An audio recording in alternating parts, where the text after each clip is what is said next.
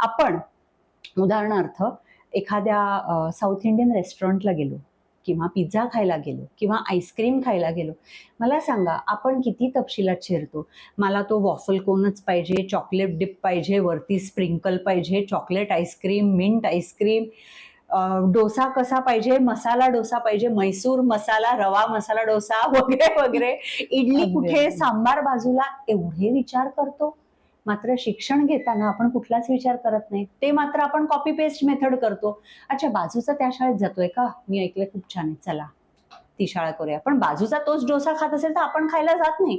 आपण मात्र तिथे आपल्या आपली आवडी choice. निवडीचा अगदी. खूप विचार करतो. टेलरकडे जाऊन आपण ड्रेस शिवून घेताना आपण विचार करतो की बरं, माझा हा बरोबर हात झालाय न, किती नाही. किती बारीक सारीक विचार करतो. पण शिक्षणाच्या बाबतीमध्ये आपण कॉपी पेस्ट मेथड वापरतो.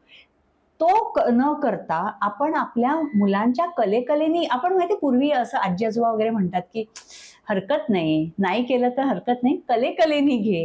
व्हॉट इज कलेकलेनी घे? कलेकलेनी घे म्हणजे मुलाच्या आवडीनुसार घे. त्यांचे स्ट्रेंथ्स काय आहेत, विकनेसेस काय आहेत, त्या पद्धतीने घे. हेच होमस्कूलिंग आहे, बाकी काही नाही. संपूर्ण व्हिडिओ पाहण्यासाठी ओनली मानिनी चॅनलला जरूर भेट द्या.